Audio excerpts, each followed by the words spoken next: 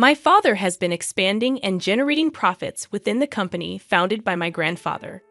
Recently, he promised to transfer a luxurious villa, a mansion, to me. However, I've come to the realization that what's rightfully yours should also be mine as your husband. This mansion is now mine, and I plan to hire you as a housemaid. If you're not on board with that, well, you can always consider divorce. As it turns out, despite the mansion supposedly being in my name, my husband had clandestinely inscribed his own name on the legal papers. Does he genuinely believe that's acceptable? Does he comprehend the potential consequences of such actions?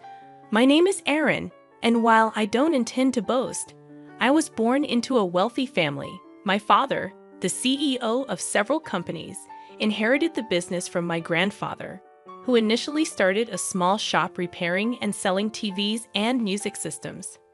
Over time, the company flourished, expanding into various branches and diversifying into the IT sector.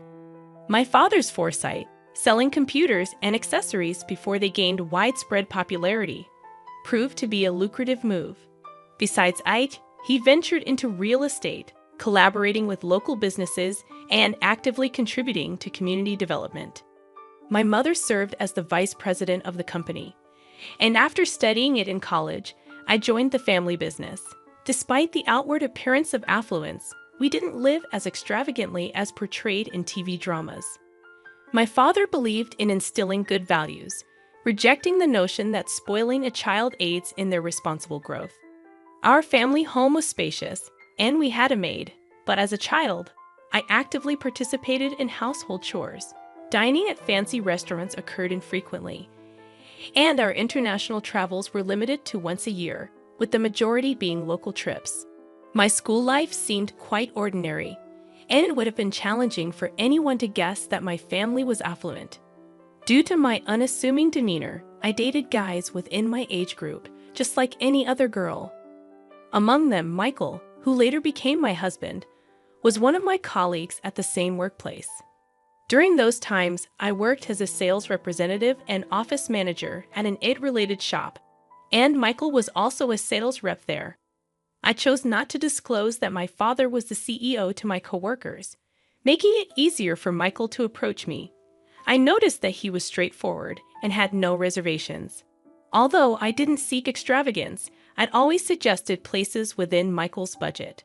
During our dates at restaurants, he would order generously, explaining that if there's extra, he'd eat it, opting for a cost-effective approach to enjoy a hearty meal. Some might have considered him a bit frugal, but I found it endearing. Unbeknownst to him, I earned several times more than he did, content with my fair compensation for the responsibilities I held. I unconsciously became accommodating.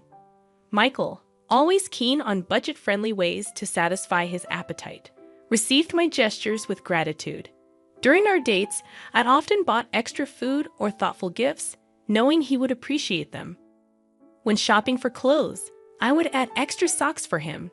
And on occasions when I got a new bedspread, I'd include pajamas and a pillow for him. I genuinely enjoyed making him happy. Even when visiting his home, I willingly cooked for him and took care of the cleanup. Out of the blue, Michael proposed to me one day, expressing that there was no one better than me. At that moment, I hesitated, harboring reservations. After all, my father was the CEO of a major company, and he held a prominent position at my current workplace. I feared that if Michael were to discover this, he might reconsider our relationship. Deciding to take Michael to my parents' home for the first time, I aimed to introduce him to my family and disclose everything about our background. If he accepted it all, I would be more than willing to marry him. As Michael's inaugural visit to my family home approached, he appeared visibly nervous. However, my dad, though strict on occasion, generally exuded a calm demeanor. When I presented Michael as the man I was contemplating marrying, my father welcomed him with a warm smile, alleviating some of Michael's tension. Although surprised to learn about my father's CEO status, Michael managed to navigate the visit smoothly with my father's supportive demeanor.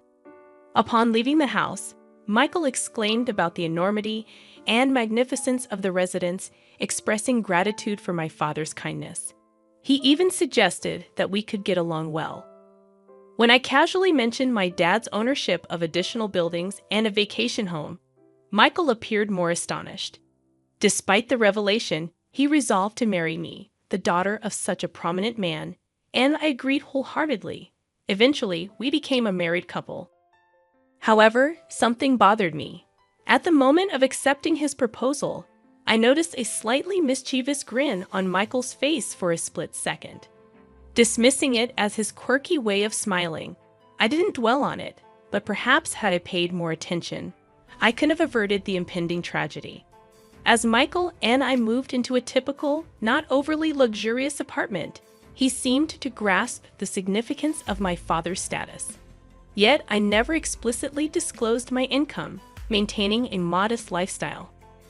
Gradually, Michael's demeanor changed after settling in. While I balanced work and household responsibilities, he started demanding more. One evening, as I prepared dinner, he asked, "What's for dinner tonight?" In response, I informed him that I had prepared his favorite curry rice. However, to my surprise, he appeared dissatisfied as he sat on the sofa.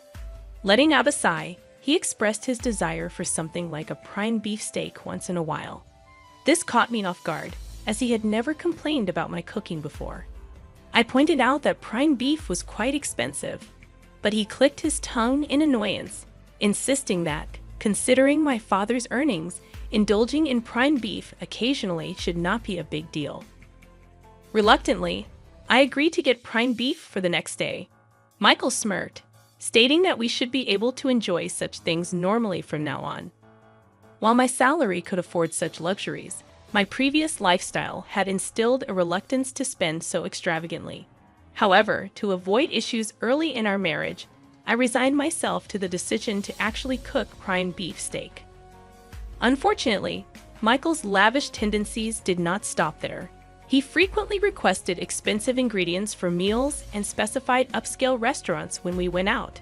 His cravings extended beyond food, manifesting in desires for a TV larger than 60 inches and even suggesting we should purchase a massage chair for the sake of relaxation after work.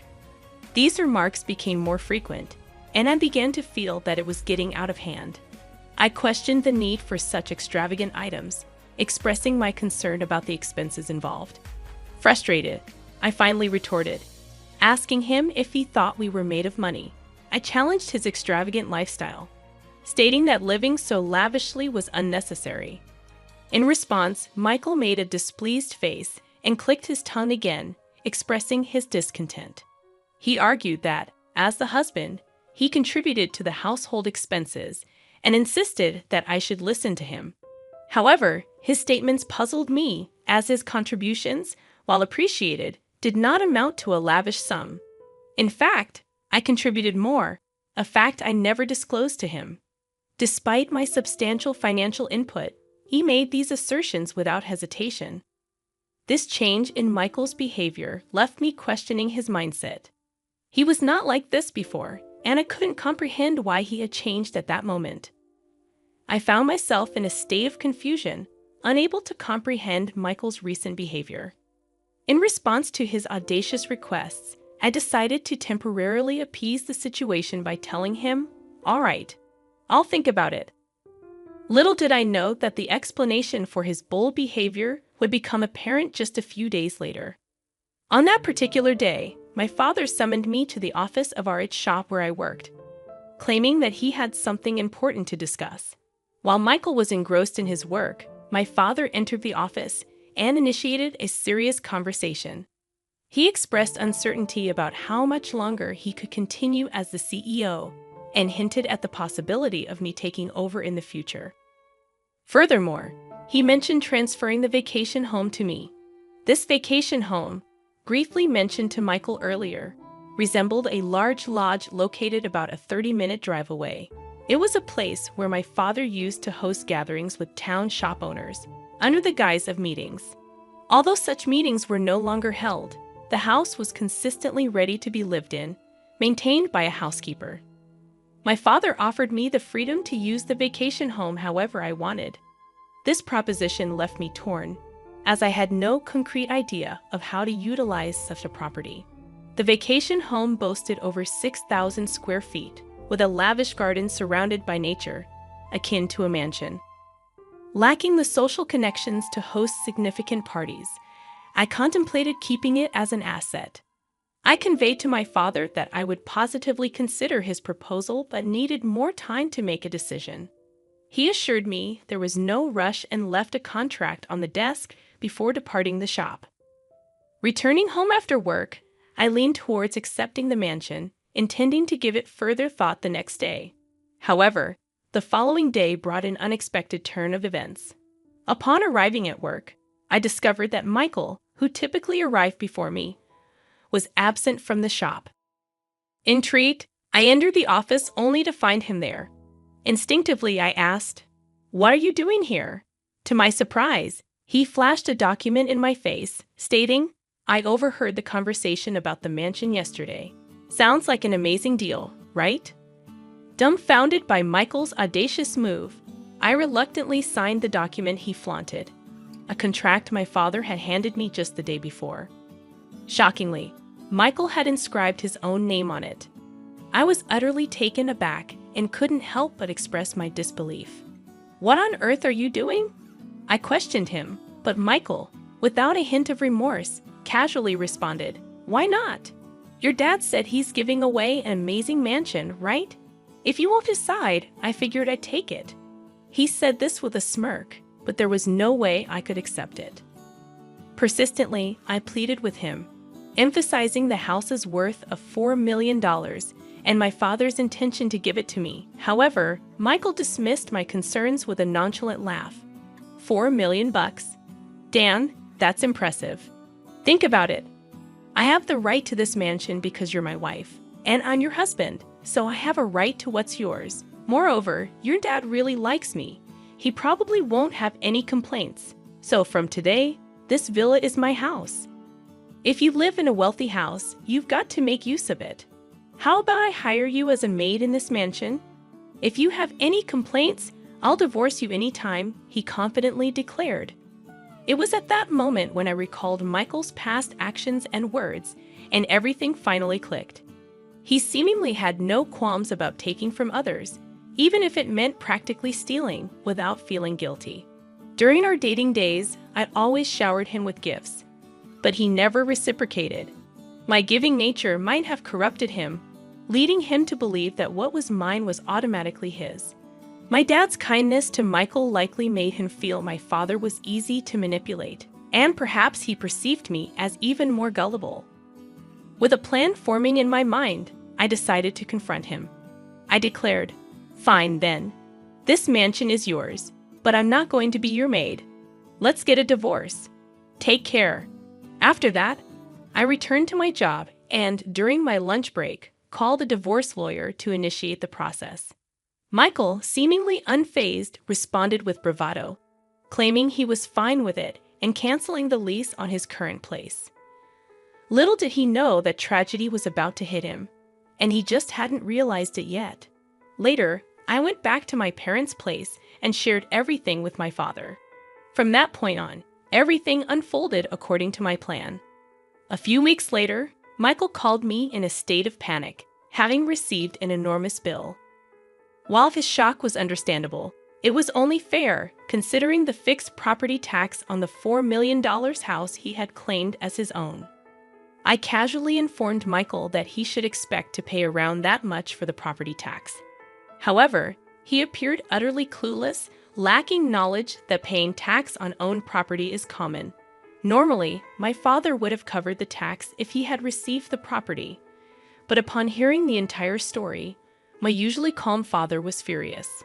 Despite my warnings about my father's strict nature, he declared he can have it if he can afford it, and accepted the property transfer to Michael. To be honest, a part of me wanted Michael to learn a tough lesson, and there was no way he could afford the hefty amount. Frustrated with Michael's persistent pleas, I decided to deliver a final blow. The annual property tax, I revealed, amounted to about $60,000. It dawned on me that Michael always had a mindset of trying to take advantage of his friends, possibly driving them away and leaving him without anyone to teach him common sense. Acknowledging that I may have been a bit unreasonable, I admitted that my once cute perception of Michael had drastically changed.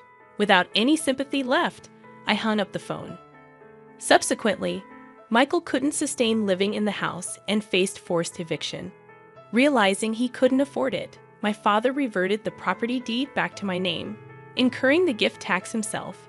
Meanwhile, Michael faced severe consequences. He was fired from his job and charged with unlawfully changing the property deed. He received scoldings from his parents and was shunned by acquaintances.